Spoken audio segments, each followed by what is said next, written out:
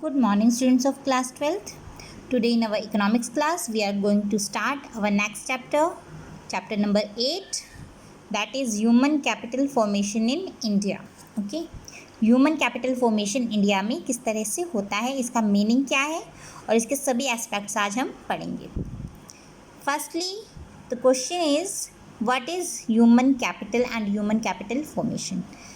पहले हम ये समझेंगे कि ह्यूमन कैपिटल क्या होता है. देखिए, human capital it is the stock of skill and expertise of a nation.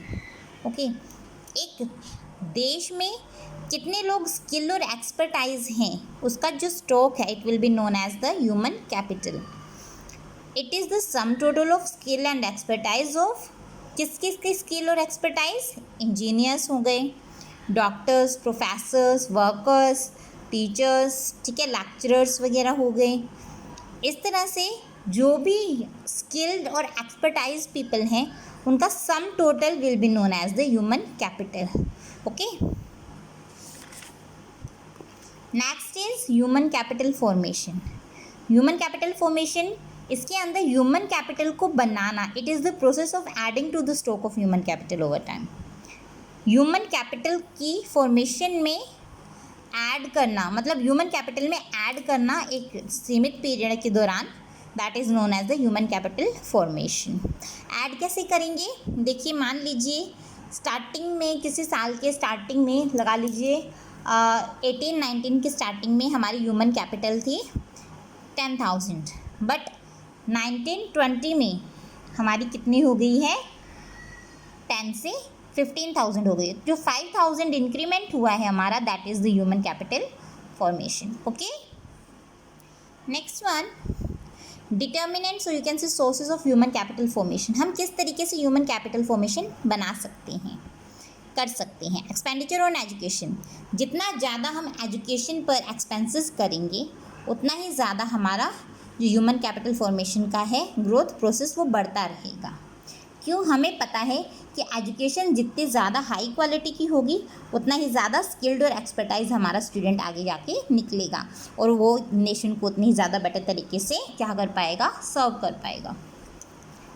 Expenditure on health, देखिए कोई व्यक्ति जब तक हेल्दी नहीं है प्रॉपर तरीके से तब तक वो अच्छे तरीके से काम नहीं कर सकता. तो हेल्थ के ऊपर, हेल्थ केयर सेंटर्स पर, हॉस्पिटल्स पर कितना एक्सपेंसेस हो रहा है, that is also a determinant of human capital formation.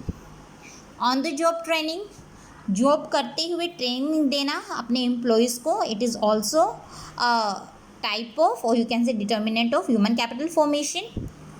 इसमें जो हमारी कॉस्ट है वो कम होती है, जबकि जो उससे मिलने वाले रिटर्न्स हैं, क्यों? हमने on the job training the, cost तो हमारी लगेगी, लेकिन कॉस्ट है वो काफ़ी कम होती है किसके बजाय, जो हमें रिटर्न्स मिलेंगे, जो हमारी स्किल्ड हो जाएगी लेबर उस ट्रेनिंग के बाद.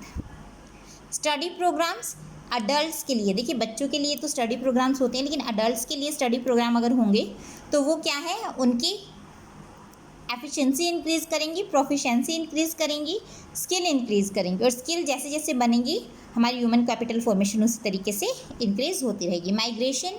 माइग्रेशन देखिए, हम दूसरी कंट्री में माइग्रेट नहीं कर रहे हैं बल्कि हम छोटे एरिया से बड़े एरिया में माइग्रेट कर रहे हैं, और माइग्रेशन की जो कॉस्ट है उससे मिलने वाले बेनिफिट से काफ़ी ज़्यादा होती है, इसलिए माइग्रेशन काफ़ी बड़ा हमारा डिटर्मिनेंट है of human capital formation. Expenditure on information के ऊपर कितना एक्सपेंसेस हम लगा रहे हैं. जैसे information relating to job market, job में हम एक मार्केट, जॉब से रिलेटेड हमारी जो भी मार्केट में जो भी चीज़ें अवेलेबल है उसके इन्फॉर्मेशन लेना, एजुकेशनल इंस्टीट्यूशन से रिलेटेड इन्फॉर्मेशन लेना, और इस तरह से दूसरे डिटर्मिनेंट हमारी स्किल फॉर्मेशन में हेल्प करते हैं. ठीक है, नेक्स्ट है role of human capital formation. Change in emotional and material environment of growth. Emotional मतलब हमारा मेंटली एटीट्यूड चेंज किया है कि जितना ज़्यादा व्यक्ति स्किल्ड होगा, एक्सपर्टाइज होगा उसमें, उतनी ज़्यादा ग्रोथ के चांसेस बेटर रहेंगे. मटेरियल एनवायरनमेंट में कैसे है? देखिए, मटेरियल एनवायरनमेंट में अब ज़्यादा स्किल्ड और ट्रेंड वर्कर हैं, वो ज़्यादा बेटर तरीके से इकोनॉमिक ग्रोथ में हेल्प करते हैं, तो इसलिए मटेरियल एनवायरनमेंट भी काफ़ी ज़्यादा ग्रोथ के लिए हमारा रोल प्ले करता है. Higher productivity of physical capital, physical जो कैपिटल है हमारी ठीक है, तो उसकी प्रोडक्टिविटी इंक्रीज़ हो जाती है। ह्यूमन कैपिटल हमारी जितनी ज़्यादा बेटर होगी उतनी ज़्यादा हमें प्रोडक्टिविटी इंक्रीज़ होकर मिलेगी। इनोवेटिव स्किल, ह्यूमन कैपिटल के अंदर हमारी ग्रोथ होती है, पर्सनल डेवलपमेंट होती है, ट्रेनिंग दी जाती है, तो उसमें हमें नई नई स्किल्स सीखने को मिलती है। ठीक है, तो इससे भी काफ़ी ज़्यादा हमें ग्रोथ में हेल्प मिलती है।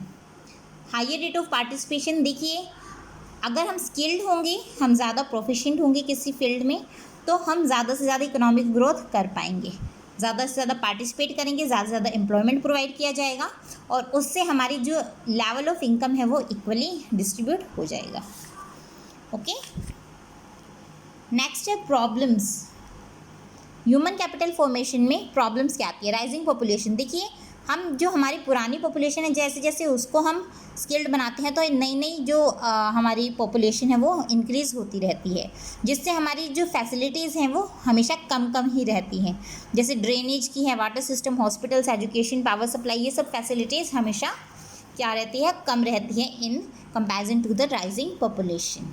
तो ये rising population it is a very मतलब बहुत ही ज़्यादा बड़ी प्रॉब्लम है। ब्रेन ड्रेन, हम क्या करते हैं, हमने यहाँ से स्किल ली, ट्रेनिंग ली, एजुकेशन ली अपने देश से, लेकिन जब एक्सपर्टाइज प्रोवाइड करने का टाइम आया तो हम कहाँ चले गए? दूसरे देश में चले गए। वहाँ जाके हमने अपनी स्किल्स और एक्सपर्टाइज प्रोवाइड की। किस वजह से? क्योंकि वहाँ पे बेटर स्टैंडर्ड ऑफ लिविंग और बेटर हमें सैलरी प्रोवाइड की जा रही है। तो इससे क्या है, हमें काफ़ी ज़्यादा लॉस हो रहा है। क्यों?